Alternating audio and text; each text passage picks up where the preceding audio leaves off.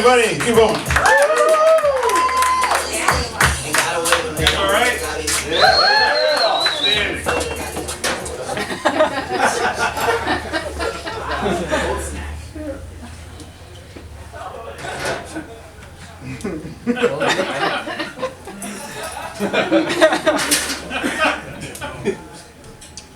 I just gave you guys your first lesson on how to do stand-up comedy.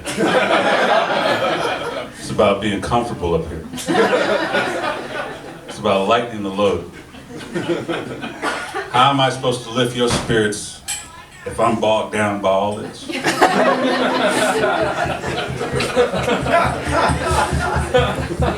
Wake up. Wake up.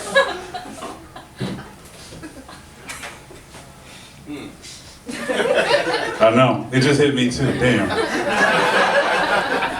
Some of you are like, but Shane, maybe I don't have to wake up if I stay up.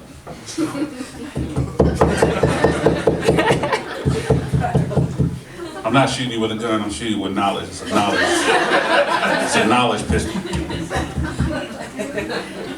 Gun control, important. Important. Do I even want to tell jokes now, or do I just want to help people? Right? So you know, some of y'all are thinking too, like, man, I came to a comedy show, but like, do I want it now? Do I still want that? Because now I feel open to something more. Right?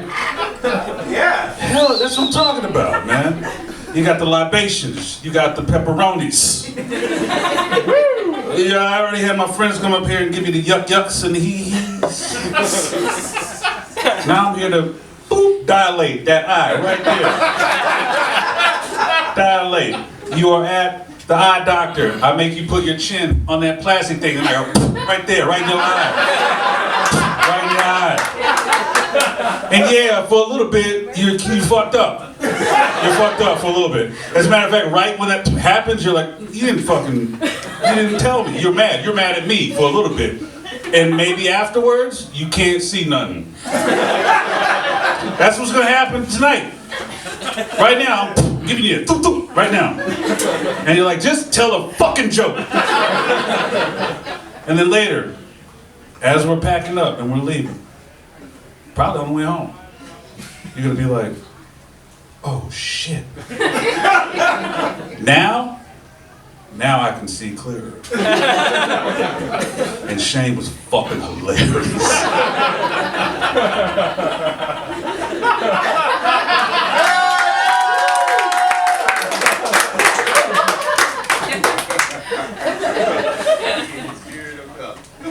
Lesson number 2 in stand-up. Stall. Stall. Stall. Or filibuster. Whichever word, filibuster is a better word to say. It's fun. Right now, I'm wasting time. Why? Because these are jokes that I don't like. And if I don't like them, how can I expect you to like them? Love yourself, Shane. Love yourself, love your jokes.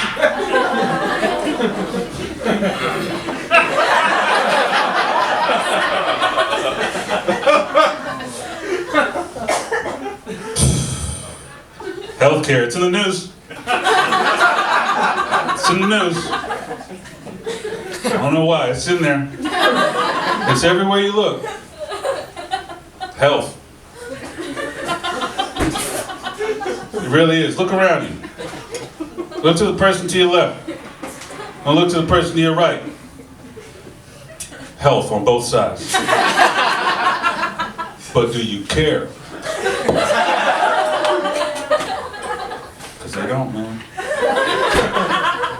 And I think that's the problem with street parking in Portland for the most part. Right? That is the major issue. Next to the housing crisis, it's parking. If the housing is going through a crisis, then what the fuck are our vehicles going through, man? Does it get worse than crisis?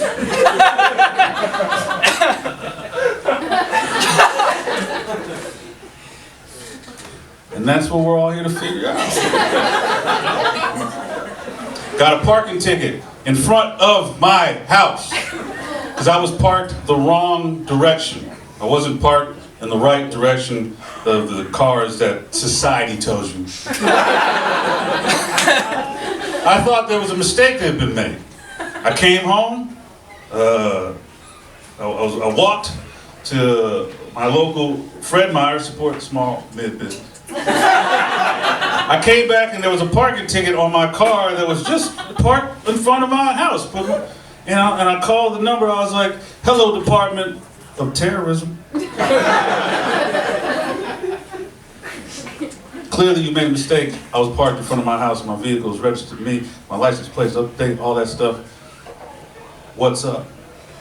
And they said, now we're giving out tickets for people who don't park on the right side of the street.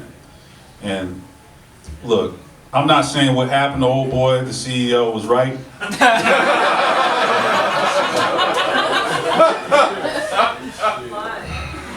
But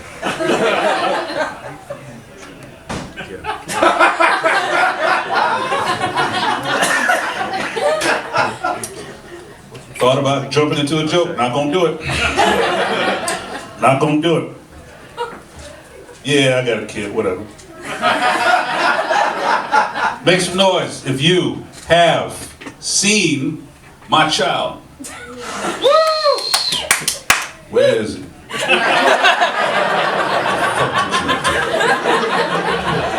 Where is he?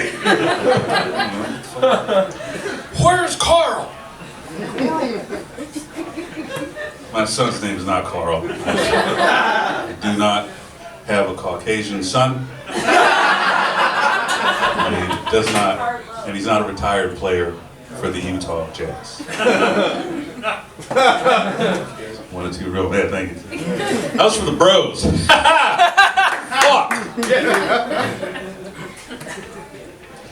I was pushing my son, Carl, on the swings not too long ago. Big swing guy, Carl. Since way back. He's 1 year old. Day one swing guy. Huge swings. I was pushing him on the swings, and as I was picking him up, right, he's looking above my shoulder. He's pointing at like the crossbar of the swing. He's pointing up there, and he's just like, oh. And I turn around and I see two little birds sitting right next to each other. And I was like, buddy, you checking out those birds? And right when I pointed to those birds looked at me and my boy, and they just started singing to us. Tweet, fucking, tweet, birds. They were singing. And I looked at my boy and he's like, ah. And I was like, ah. And then there was a dad 2 swings down pushing his kid. He's like, ah, right? And as I was pointing those birds, a fucking butterfly landed on my hand. Right there. And I looked at my boy and I said, nigga, we are Disney princesses. Don't ever let nobody tell you you can't be something. Now let's get the fuck out of here before this Subaru turns into a pumpkin. We gotta get home.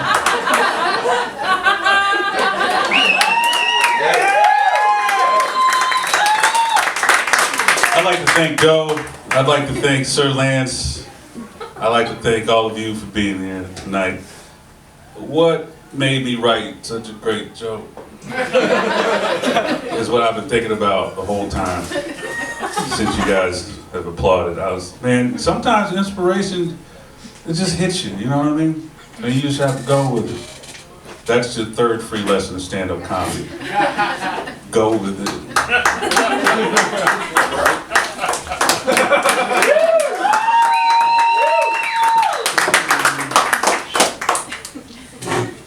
This is going all right. This is going all right. I do like that it's cool and cold outside. I'm not a summertime gal. I moved up here to Portland maybe like almost 10 years ago. And I moved up here for the doom and gloom. I wanted to embrace the sadness. I wanted to get down with the sickness. That's why I came up here. Right? I was living in LA. Too much sun. Too much sun. Too much fake people. Was the sun even real? Anything could happen in Hollywood, you know? Not up here though. Y'all real, pale, cold. I like that. Wet. Love it, man. Here's a problem though. Every summer, this whole city loses their goddamn mind. Everybody gets butt-ass naked. Because for 6 to 8 months out of the year, we're covered up. Because it sucks outside. Right? You're not thinking about the maintenance that you need to be thinking about. Because everything is layered and covered up. As soon as the weather breaks 60 degrees and the sun pierces over those clouds, the whole city looks like a bunch of uncooked chicken cutlets. And to that I say, ew. Fucking knock it off. It's gross. Myself included. I've lived it long enough that now, sometimes I bust it wide open and people ain't ready for it. That's what I call taking my clothes off. You can take that with you. I think I'm gonna change my PJs. Let me go ahead and bust it wide open out of these street clothes. And, all right, that risk didn't go anywhere. But I got the light. Thank you for the light. Free stand-up class tip number 4. When someone gives you the light, that means it's time for you to wrap it up. I don't know if you guys saw that, but there's a gentleman over there flashed his phone light at me. That could either mean one of two things. Hey, you've been doing great the whole time, buddy. You're fulfilling your obligation. This is just a warning. You got like a minute left. Go ahead and wrap it up whenever you get a chance. That's the light I felt like I got right there. You can tell with the light. Sometimes, if the light is frantic and it might come a little earlier than you are supposed to get it, which means that you gotta shut the fuck up. You should shut up because these people pay good money to come see a comedy show, and you are making you tomfooling. We don't do that here. This is a serious comedy show in a pizza place. Serious as it gets. And you know, I mean, and you know, and the thing about Sirius XM is, God damn it, who has it? When was the last time you got in someone's car that wasn't a rental? And played some Sirius XM. So true. You all are gonna go back out into the world better people than what you came in. And for that, I thank you for allowing me to be on that journey with you. You guys have a good night. Thank you.